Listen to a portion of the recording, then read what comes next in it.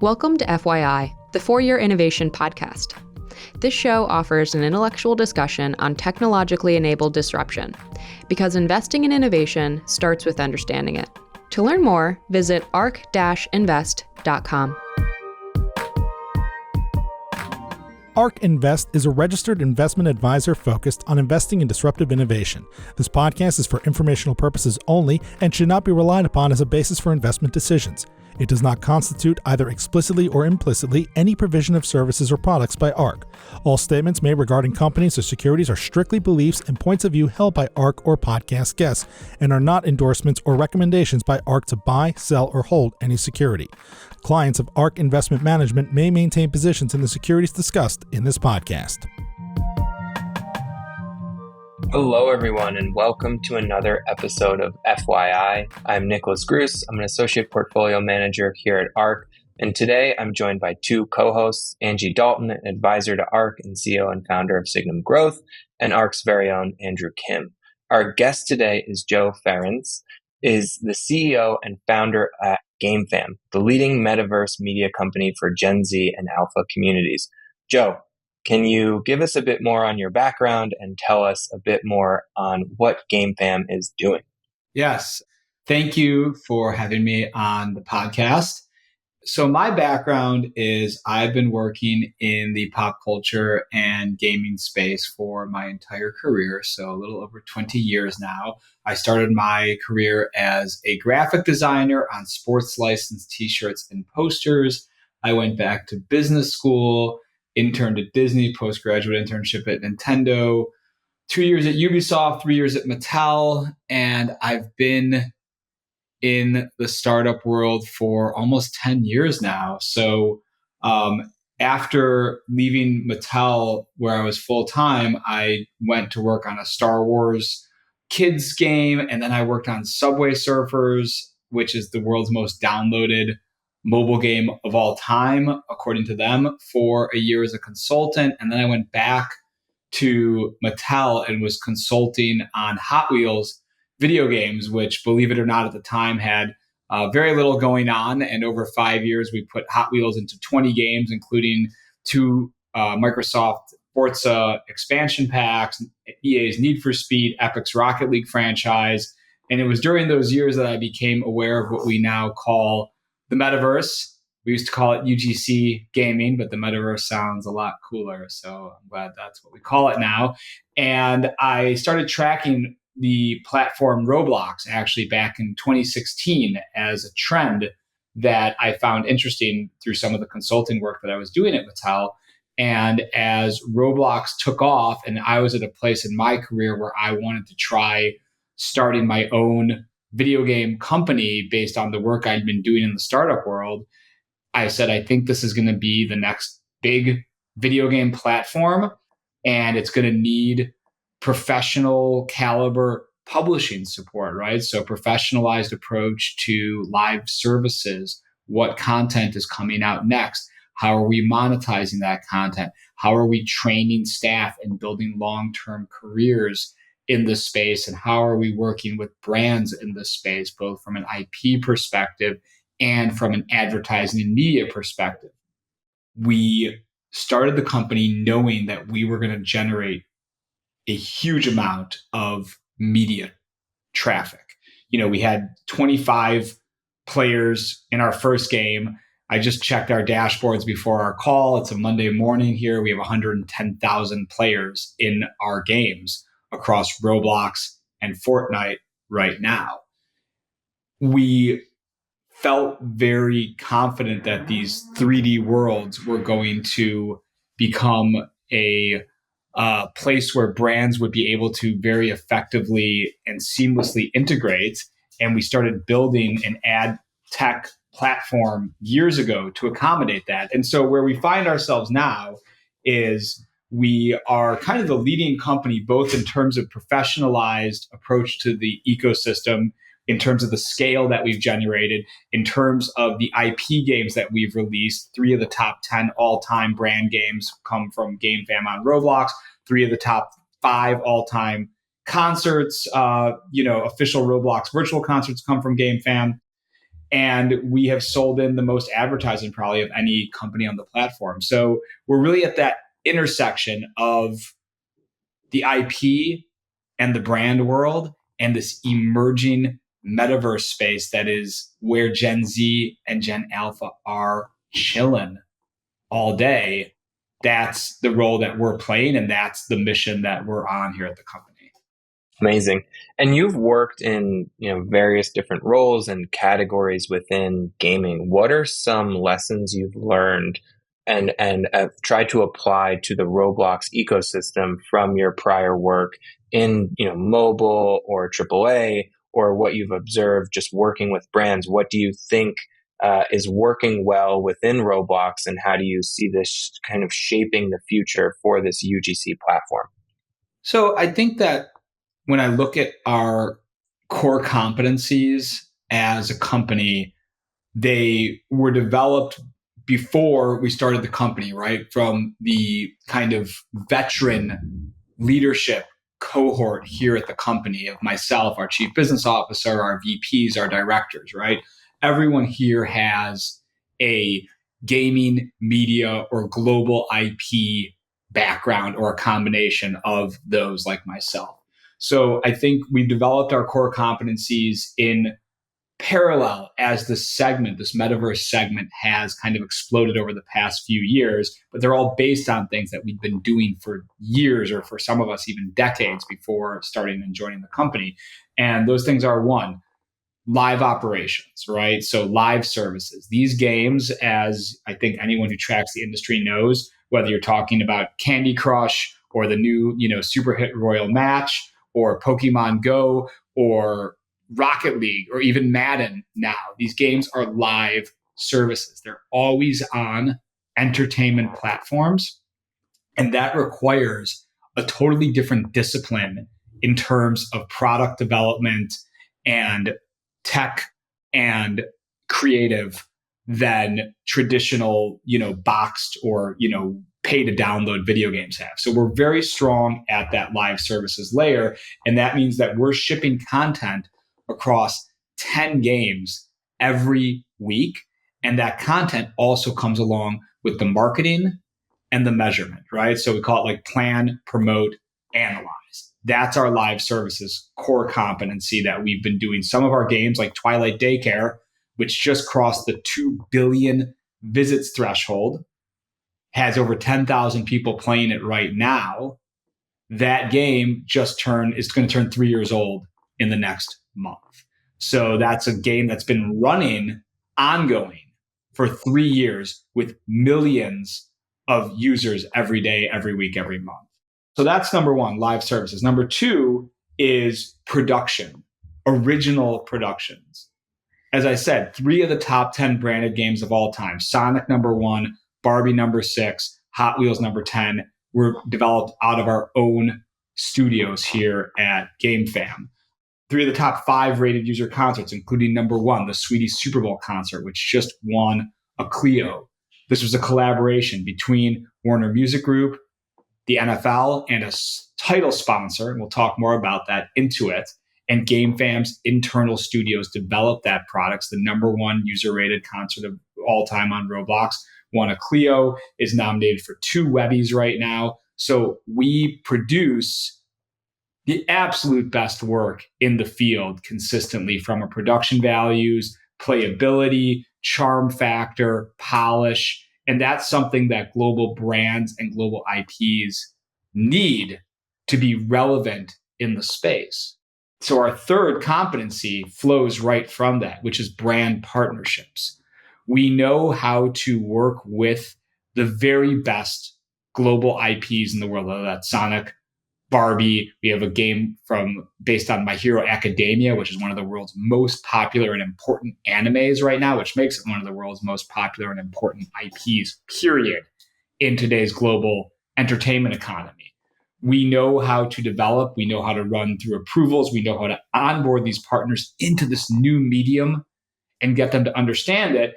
And then on the other side, we know how to bring in sponsors, right? So I mentioned Intuit was the title sponsor of our Sweetie Super Bowl concert that's won so many awards.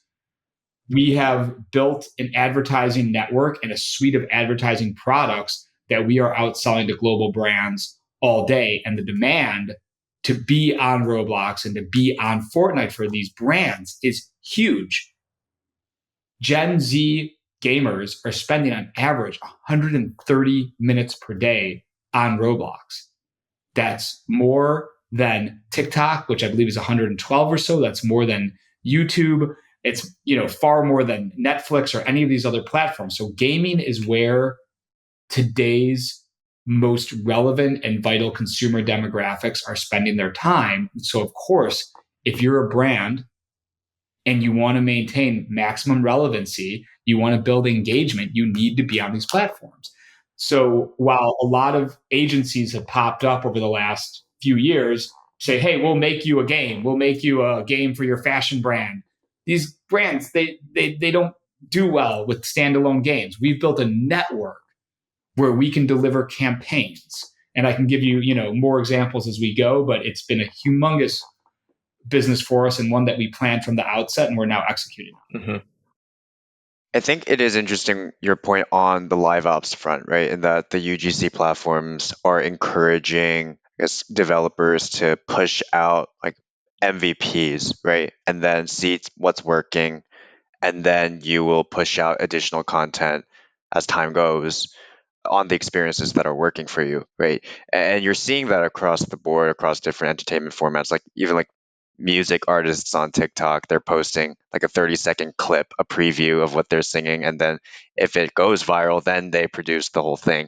And I'd love to get your sense of like, do you think all gaming will kind of go in that direction going forward? And like, how much more productive has that made your team, right? Because you are able to iterate so quickly. So I think all digital product is moving in that direction. One example, not from within GameFam that I find really interesting is Scopely's Monopoly Go game, which according to what I've heard in the, gaming media, has generated $2 billion in revenue in its first year. But I also heard that game was in a beta soft launch for 3 years while they tuned metrics and used live consumer feedback to improve the product.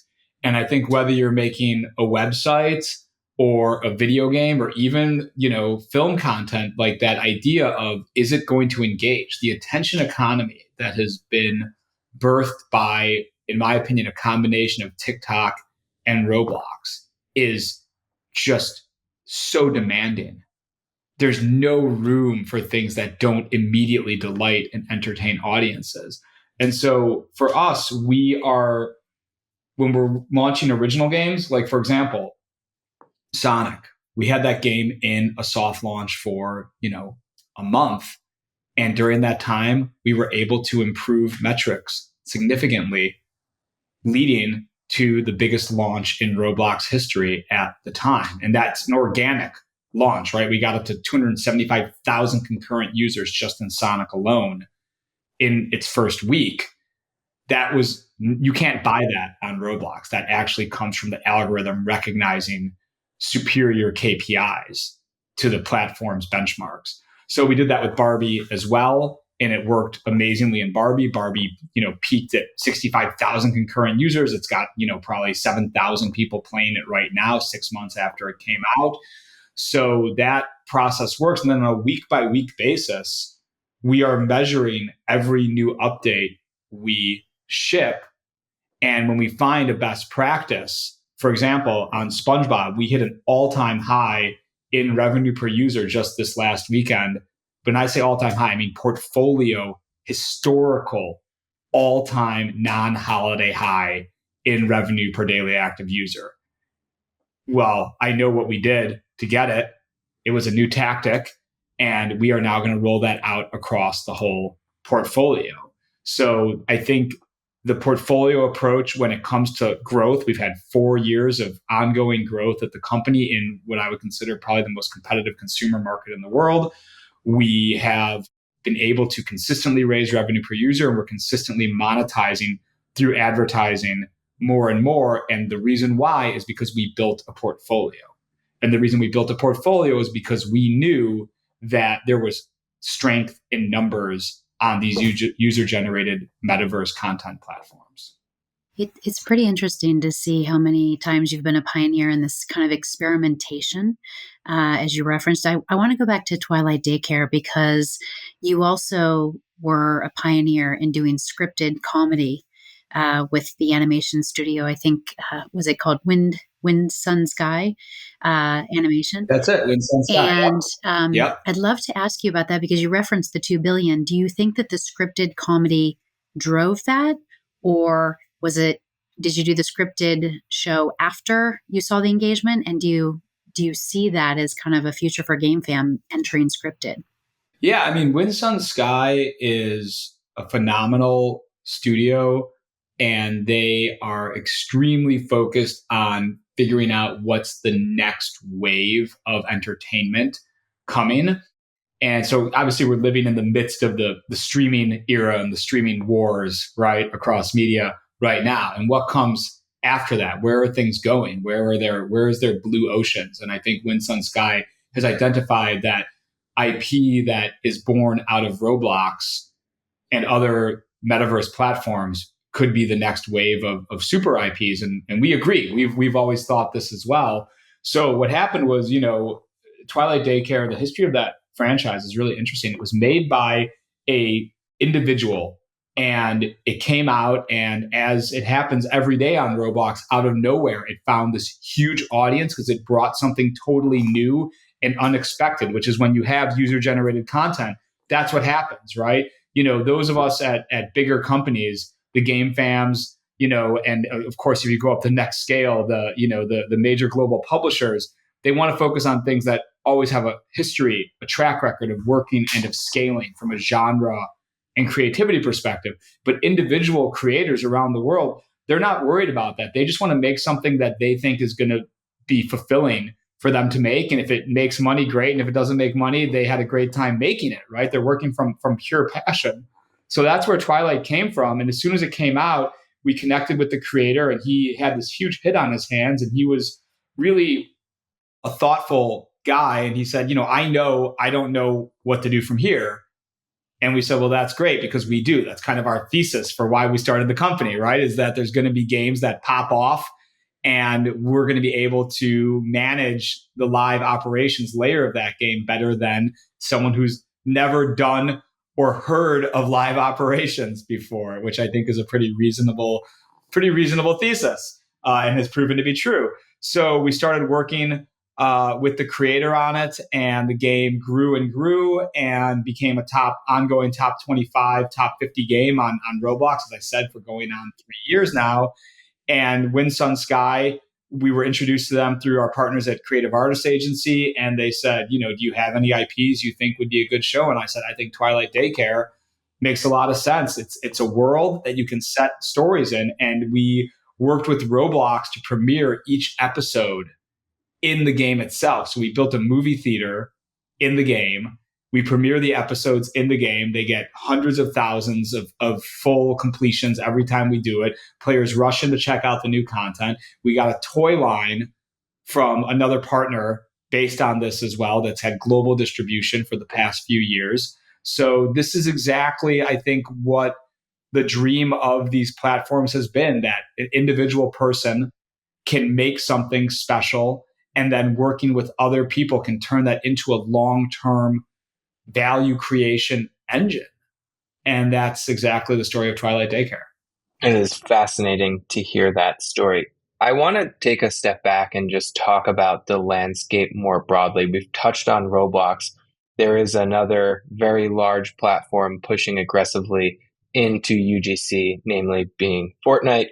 I'm curious your thoughts, if you can help us understand the differences, the similarities, what you think will transpire in the space as you have more competition, and how GameFam is approaching that. So Fortnite has been a really exciting new growth opportunity for the company. A lot of our internal developer teams they play a lot of Roblox, And I think unsurprisingly, they also play a lot of Fortnite. We're talking about, a lot of Gen Z aged people here. And these are the two biggest games for that cohort, or, the two biggest platforms, right? I mean, Fortnite started as a game and now it's a platform. Roblox has always been a platform.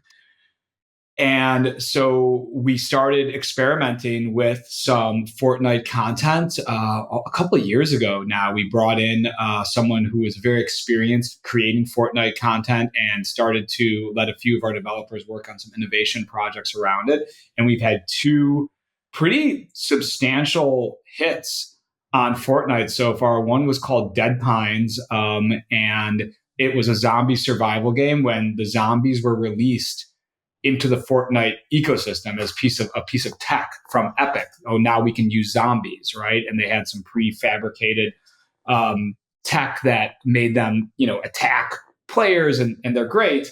We built a game around that called Dead Pines, and it got into the, top 5 most engaging games on Epic's feature placements, and it lasted for months and generated, a substantial amount of income for the company, actually. And we sold the first ever ad campaign in a Fortnite game into Dead Pines for an A24 movie called Talk to Me. It's like a horror movie, wants to reach Gen Z audience. We've got a game with kind of a, horror monster theme. These things were, a total slam dunk, and we got over, 1 million engagements during that campaign. And this is, for, extra long lean in engagements. We were able to measure player sentiment afterwards. And there was an 86% increase in, players who were going to tell their friends about Talk to Me as a movie. So this was a great campaign. And then we also have a game right now called Obby, but on a Bike HD. So it's a weird name. I know it. Basically, it's a motorcycle platformer. You ride a motorcycle and you go up ramps and you try to get to the end of your motorcycle course. Okay. So this game, we built it when the motorcycles were released. So Fortnite released the motorcycles into the editor tool. And we said, okay, well, there's, some, games similar to this on Roblox. Why don't we try making one on Fortnite and be one of the first people to use the motorcycles in a creative way? And this game has been a huge hit for us as well. We had, last week, all week long, it was #1 in driving and either #1 or #2 in the platformer discovery sorts on Epic's Fortnite homepage. So, it has thousands of concurrent players playing it throughout the day, and it was in the top 25 to top 50 games on Fortnite, for the last few weeks. And so we have a roadmap now for that game.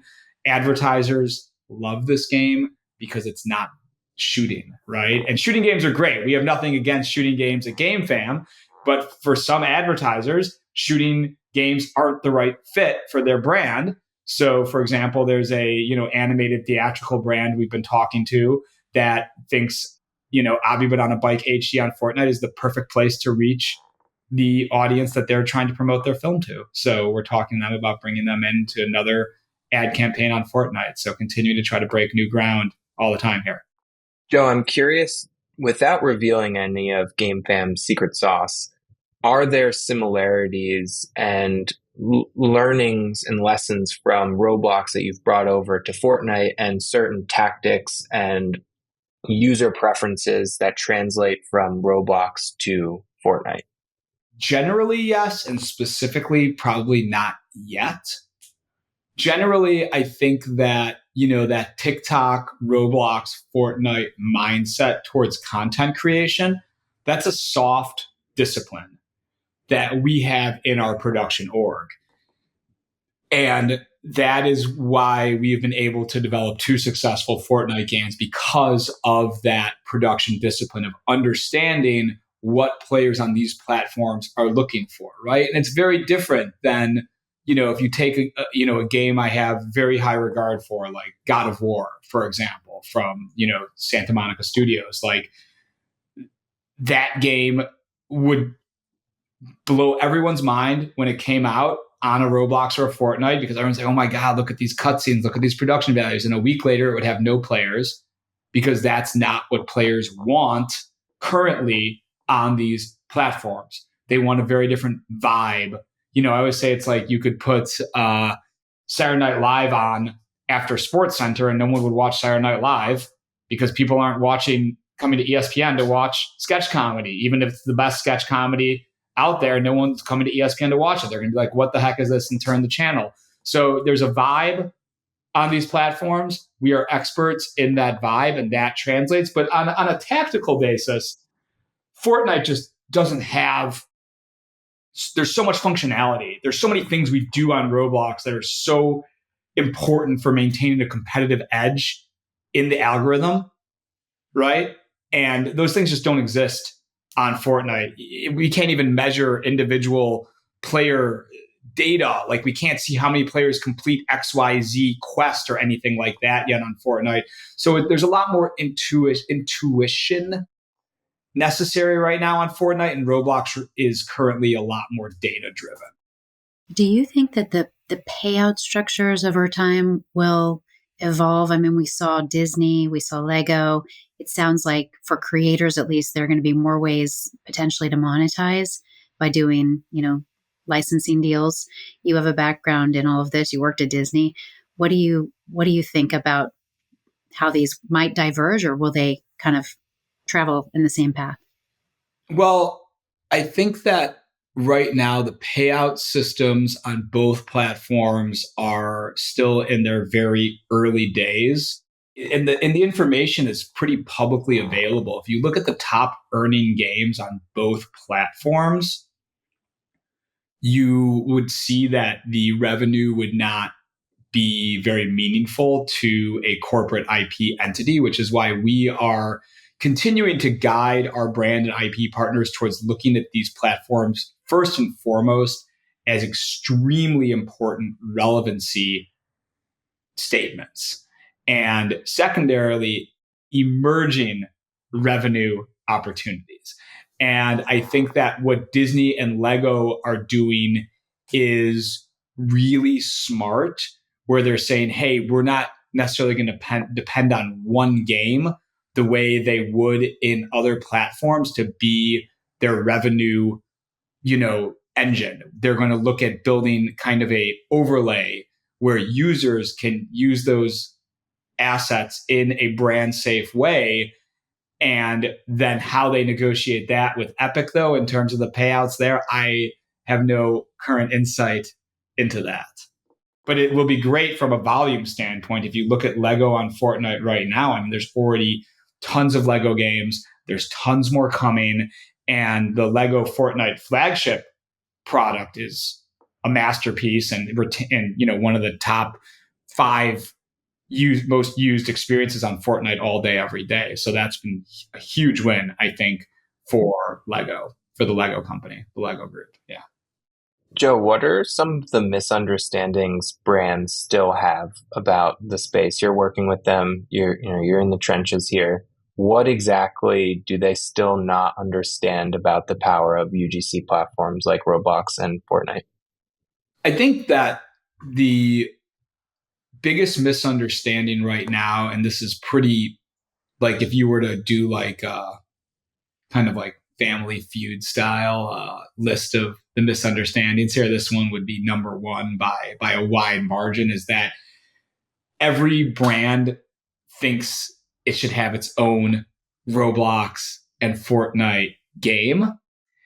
And that we say, look, every brand needs a Roblox strategy. Hardly any brands need their own Roblox standalone game. You can see every brand-based game ever published on Roblox that we are aware of as a company, and we track this very closely on a website called RO Monitor, RO Monitor. It has the list of the top 10 branded games of all time, and you can deep dive there. There have been over 300 branded games released on Roblox. Hardly any of them have gotten any traction. What we are advising brand partners to do is to take that same budget and come work with us to deploy that against clear and achievable engagement relevancy and campaign goals. And let me give you an example. Just recently, we just finished wrapping up what is the number one brand engagement program of all time on Roblox for Paramount and the Super Bowl. So Paramount Plus in Paramount had the Super Bowl rights. They want to promote that to the Roblox audience and generate awareness. We ran a campaign for a month across 6 games on Roblox where players did a quest in each game. And then if they completed all quests in the game, there was a grand prize for the meta completion of the 6 quests. And this generated in 1 month 75 million visits, 1 billion minutes spent, and 350 million validated brand engagements. Now, that would make it that 75 million visits during that month across 6 games in the GameFam portfolio, that would make it the number 10 branded game of all time on Roblox in users out of 300 games, right? So that same budget deployed into a standalone game would likely have reached a fraction of those users. And even worse than that, or even more concerning, potentially almost nobody. And as I said, go look at the numbers. You'll see people on LinkedIn after 6 months, they're saying, oh, we just hit 4 million visits to our Roblox game after 6 months. And we're saying, sure, that's great. Is that how you want to deploy your budget? Or we can make sure that you're going to get tens of millions of meaningful engagements in high quality content on a schedule of your choosing. And that's the kind of the story that we're out there trying to share at South by Southwest, at the Playfronts, advertising sales, at Brand Week events, and essentially, anywhere where advertisers are, we're there trying to explain this to them. It's a lot like the App Store was in 10, 12 years ago, where every brand, every campaign thought they needed their own app for every part of their brand. And of course, that's not what consumers are looking for. You need a compelling value proposition. I think initially I would assume that the split between standalone experiences versus limited campaigns would be kind of well split between, say, media and entertainment IP versus non-M&E. But it seems like even within M&E, you would advise brands to pick one strategy over the other. Can you kind of talk through like what you're thinking about in terms of, like what are the traits that IP holders must have in order to survive as a standalone? Well, let's talk about realistic goals for a second. In terms of scaled engagement, there is a place for standalone games based on IPs, and that you can generate tens of millions of, meaningful brand experiences weekly, like we are across Teenage Mutant Ninja Turtles, SpongeBob, Barbie. But when you hear the names of those brands, you probably recognize them first and foremost as beloved IP franchises. Or when you think about Sonic the Hedgehog, or you think about My Hero Academia, which is currently, it's had 2 events in Fortnite, right? It's one of the most in-demand IPs in the world right now. So the first thing is, in my opinion, to be successful on these platforms, you need humongous, just intrinsic consumer demand for entertainment experiences based in these worlds. This shouldn't sound all that revolutionary. And I think a really easy way to think about it to start, that we usually, is kind of our standard framework, is if your brand or IP could support a standalone mobile free-to-play game in the App Store and get organic discovery there, people are going to search for it and want to play it. If it could stand on the Xbox storefront as a game that people might pay $10, $30, $50, $70 to download, then yeah, you should be thinking about, is there a strategy to make a standalone Roblox or Fortnite game?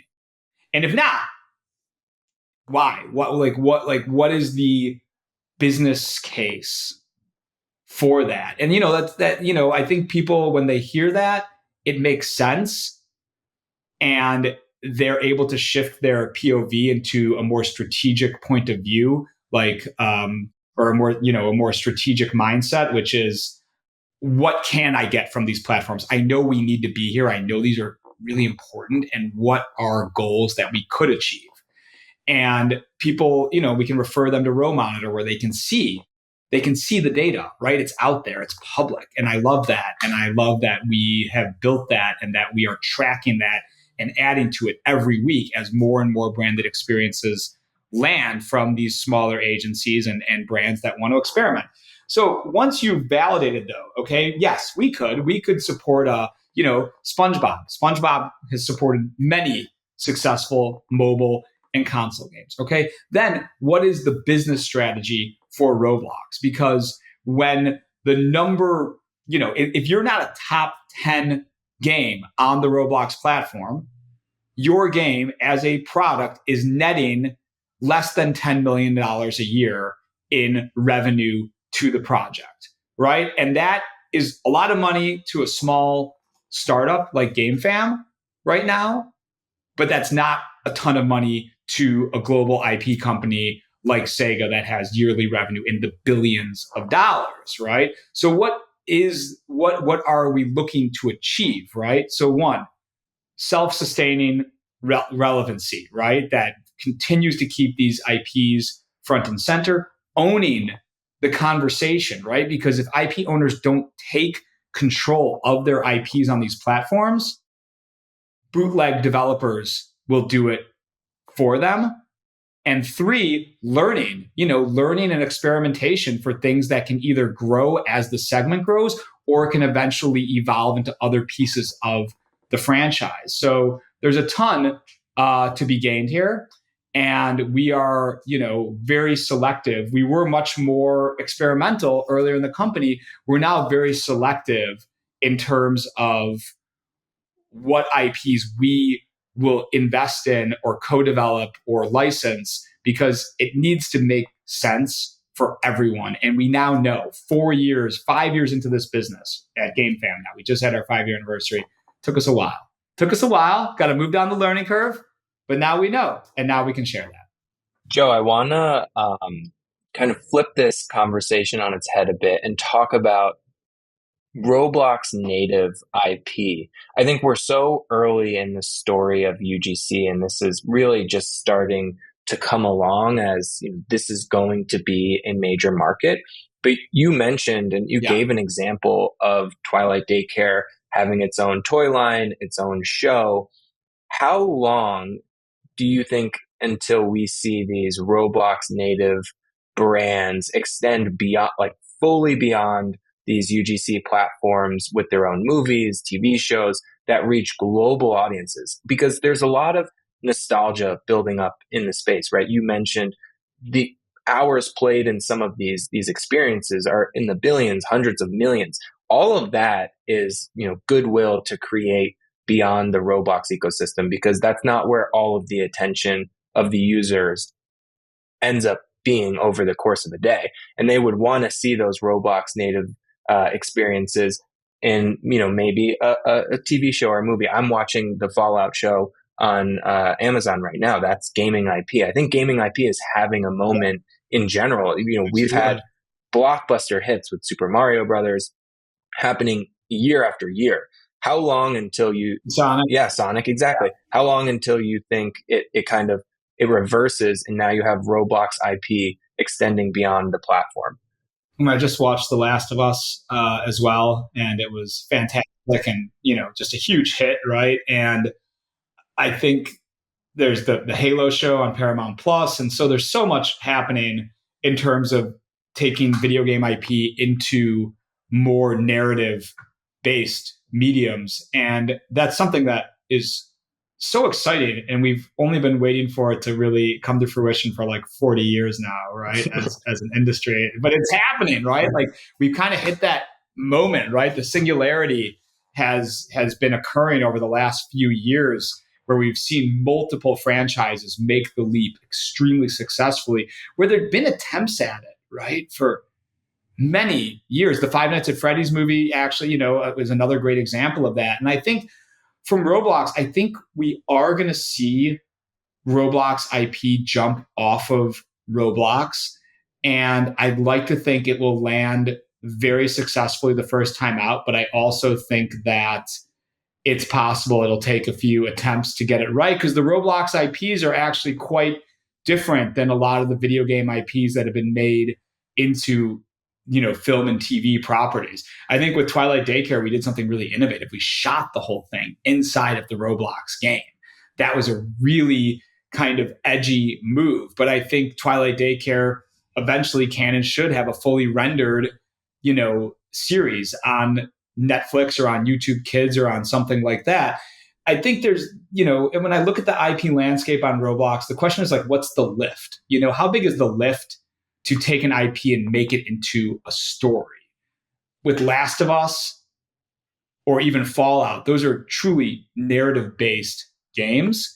And I think on Roblox, this is not super relevant to GameFam right now. We're not in this genre, but horror is by far the most character-driven segment on the Roblox platform. And when you step outside of horror, the character and story orientations start to get pretty diffuse. And so I think that we will see some happen very quickly. I think horror is very adaptable. And if anyone's listening and they want help navigating the space, give us a call. We know everyone, we know all the IPs, and we know how content is made. And we know how content is made well and how content is made badly. So we'll help get you there. But I think outside of horror, it's going to be interesting to see what IPs are adaptable into narrative right now. And I think over the next few years, as the Roblox production values and the sophistication of the games continues to grow, I think that opportunity is going to get a lot bigger to find adaptable IP. Yeah. And Minecraft is getting its own, and that's a platform, right? It's getting its own movie, I think, with Jack Black and a few other mega stars in that. Yeah. Yeah. So many examples. Yeah. And Minecraft is an interesting IP. And we have some Minecraft business at the company that we love Minecraft. And it's just not quite a platform, really. It is a platform, but it's not quite a developer platform where developers can grow sustainable businesses on it. Although there is good business to be done on Minecraft, in certain ways. But it's not built for studios to develop full businesses on it the way Fortnite and Roblox are right now. But my point is that, Minecraft has this really ownable aesthetic, right? And it's got this kind of inherent storyline of survival and the creepers and the Ender Dragon. And, can you make it to, can you navigate the Minecraft universe to defeat the Ender Dragon and whatever, save the world of Minecraft, I guess. It's kind of an emergent story, as we like to say, but there is something very ownable there. And it'll be really interesting to see what they do. And if you're going to do anything, Jack Black is the guy to do it with. That guy's a freaking legend. And I've been a fan since High Fidelity and Tenacious D, and he's awesome. Joe, some crazy serendipity here. You said if anybody wants to talk about horror. So this is literally last week talking to the agent, asking me about whether or not she should get into video games. And I was like, Hereditary. Yeah. That's horror. Like, that could work. So now I know who to call. I kind of forgot about it. I'm going to call you after the show. But Absolutely. If you think about one of the things that Nick said prompted the idea of kind of the Mr. Beast moment in YouTube. Will we see that? I could see it in Fortnite easier because it feels like it's not as defined yet. Do you think we'll see it in Roblox? And do you even think we'll see it in Fortnite? Kind of a strong character like that. Yeah, I do. I think we'll see it. I think we'll see it in both. I think that where Roblox has had some great kind of moments, like Piggy, kind of like a Peppa Pig on, like through the Looking Glass situation. That was a huge franchise on Roblox and is still very popular. Made by one guy who I believe is in his late teens or early 20s, and so there's the spark of something great, but right, nurturing that into it becoming a cohesive fictional universe and a franchise. I think we haven't quite seen that yet. There's another one, Rainbow Friends, that I think is great. And same thing, right? So, very young solo creator. I think we, are constantly in talks with creators, and we would love to, partner with one of them to help them figure that out, because it does need to pop off of Roblox. But to do that, it needs to first maintain relevancy on Roblox as a top game. And to do that, you need to have a live operations mindset. And so that's something, right? So the pieces are still kind of coming together there. If you look at Minecraft, live operated by Microsoft, right? They're constantly updating. They're constantly tinkering with it. If you look at Fortnite, flagship Fortnite, they're running new seasons, every 6 weeks or 8 weeks, with multiple chapters in each season, with this ridiculous amount of rewards to earn, with storylines that come in and out of third-party global IPs and characters. So when the Roblox creator community starts to run their franchises like that, they'll start to increase the opportunity size to become a player in the global community. Sometimes I remind Roblox devs, I'm like, listen, guys, Roblox is huge, and Roblox is the future, but Roblox is still the number 6 earning mobile game in the world, right? Royal Match, Candy Crush, PUBG Mobile earn more than the entire Roblox platform does in the App Store. So we still have a ways to go, I think, to grow Roblox to a place where it can,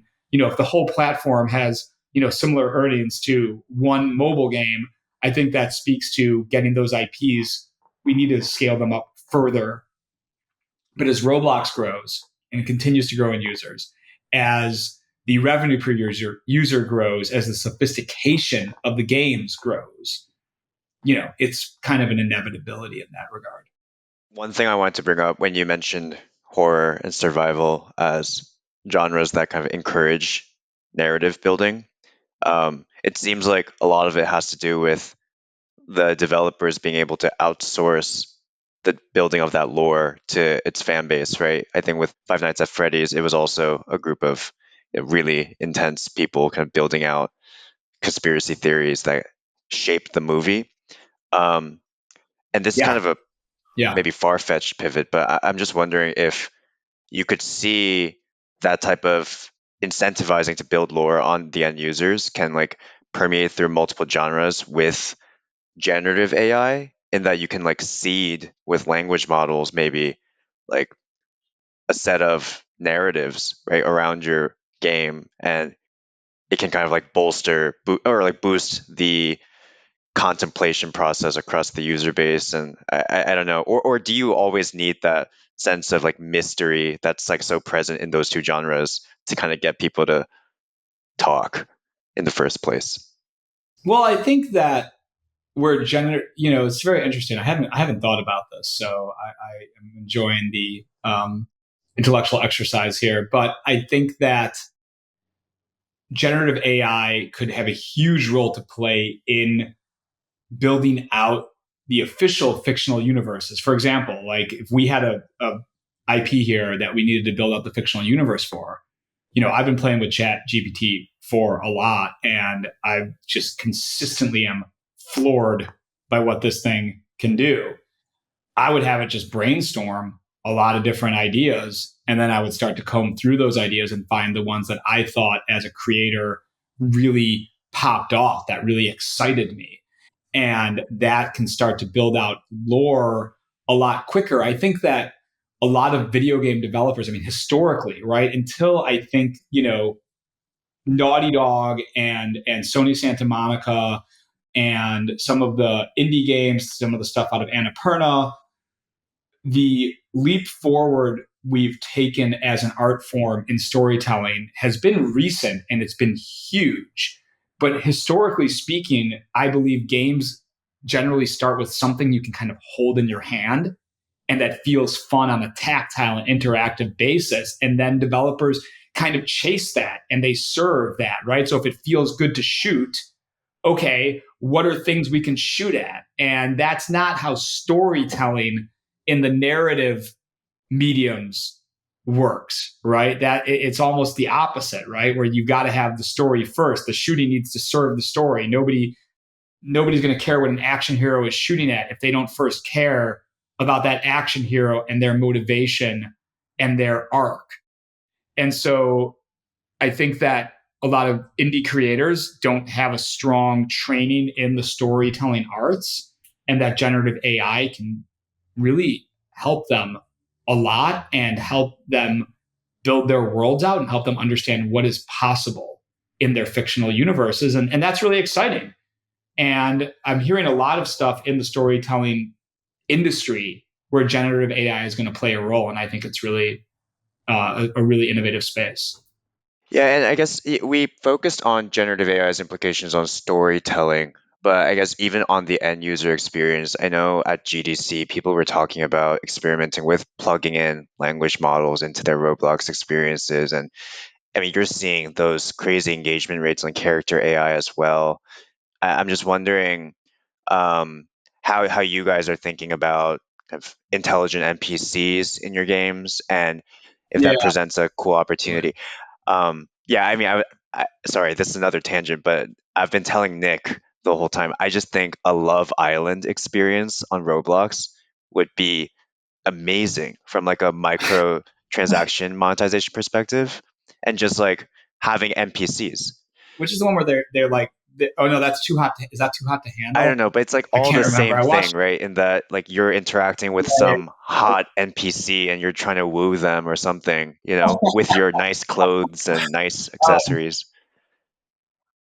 I watched one of those shows. I don't think I stuck with it. It was like a group of singles, and then they get on the island, and then they find out that they can't actually date each other. And can they resist dating each other? Was the show? It was all right. Good premise. So I think that reading and chatting with NPCs is going to generate some humongous opportunities in the mobile free to play space. Holding your phone in portrait mode, tapping with two thumbs, having ongoing story based relationships with NPCs. If we've seen the movie Her, with Joaquin Phoenix, right? That's already happening, right? That's been happening, from my understanding, in Asia for a long time, and it's starting to happen in the West. I'm not sure. I mean, my point is that there's a place for it, but it has to be in specific games where players want to just chat, chat, chat, chat, And I think that most gamers don't want to just chat, chat, chat, chat. And so I think it needs to be very tightly targeted towards very specific audiences and very smartly monetized. If you look at episodes and choices, which have been two huge mobile games that are mostly story based, I think that those type of games will continue to thrive, and generative AI will be a superpower for that genre.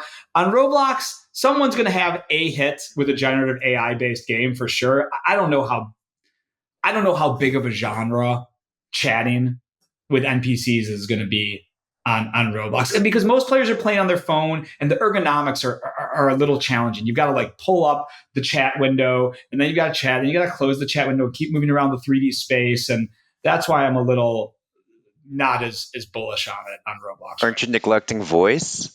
Yeah, but then that's true. I mean, generative voice chat. I don't know when's that hitting the market?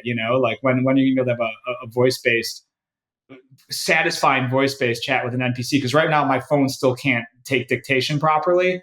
So you tell me. You're probably more tuned in this than I am. You have to check out Hume, Hume. I think it's like this emotional AI model that was publicized a couple of weeks ago. You'd be surprised. I think it's kind of jarring. I'll check it out. I mean, I think interestingly, where I think generative AI, whether it's voice or text based or behavioral, is I think making multiplayer worlds feel more alive more quickly for players. If you look at I mean, if everyone here who's played PUBG Mobile won their first game of PUBG Mobile, because you were playing against bots, right? So we can call it AI, we can call it NPCs, we can call it generative AI. Bots have a huge role to play in a lot of games. And I think every game, there's probably a way bots can benefit the engagement layer of almost every game. And the question is just what's the right execution of the bots, and can it be done efficiently within a live services infrastructure? Is the juice worth the squeeze for that feature? We have a game we've been incubating called Smack Stars. It's super fun. You run around with a giant glove on a stick and smack other players. It's a PvP game.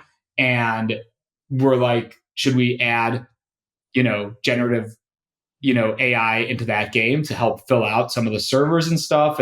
But can we? Do we have the tech skills to do that? Those are the kind of questions that we're, wrestling with. When you're dealing with small teams that need to ship lots of content. Mm-hmm. Joe, thank you so much for coming on, and what you and the GameFam team are contributing to the UG space is just absolutely incredible. We wanted to ask you one last question. What does GameFam look like in 5 years from now? What do these UGC platforms, Fortnite, Roblox, what do they look like? I think that Fortnite and Roblox are going to continue to grow. I think they're going to continue to take market share from kind of everything that's not them in a lot of ways. I think YouTube, streaming, the Gen Z and Gen Alpha audiences, they're going to spend more and more time in Roblox and Fortnite. They might eventually be co-viewing videos in those platforms. They might be having entire social lives outside of gaming in those platforms to a certain extent. And I think that the content is going to be incredible. I think Fortnite has incredible high fidelity content. They need to expand the depth of features you can develop. That will happen. Roblox has unlimited depth of features. There's nothing you can't develop on Roblox right now, but they need to increase their fidelity. And both of those things are going to happen. I think we're going to see other platforms enter the space as well. If anyone's ever seen, Build a Rocket Boys Everywhere platform that's in development, that's incredible. There's, platform called Spatial that I think is really cool. So there's a lot happening in that space. And, user-generated content is going to be a huge piece of every media business, and generative AI is going to be a huge accelerant in that. So, and GameFam, I'd like to think we have, a suite of the top ongoing live services franchises, both original and third-party licensed IPs in the space, and that we are the developer and partner of choice for global brands who need to either develop product or reach audiences on these platforms. That's where our future is headed. That's why we're not a game developer, not a game publisher, but a gaming media company that is focused on Gen Z and Gen Alpha audiences. That's why we think of ourselves as something that couldn't have existed until now and will exist for decades to come. And we are the first, but there are already others trying. There will continue to be others joining into the segment. And it's exciting to be first, and currently, I think, to be the best as well. So thank you guys for your partnership in that regard. Amazing. Thank you, Joe, Andrew, Angie. It was a pleasure. What a great conversation. We touched on so much. Thank you all. Thanks, So Joe. fun. Thank you. Bye, Andrew. ARK believes that the information presented is accurate and was obtained from sources that ARK believes to be reliable. However, ARK does not guarantee the accuracy or completeness of any information, and such information may be subject to change without notice from ARK. Historical results are not indications of future results. Certain of the statements contained in this podcast may be statements of future expectations and other forward-looking statements that are based on ARK's current views and assumptions, and involve known and unknown risks and uncertainties that could cause actual results, performance, or events to differ materially from those expressed or implied in such statements.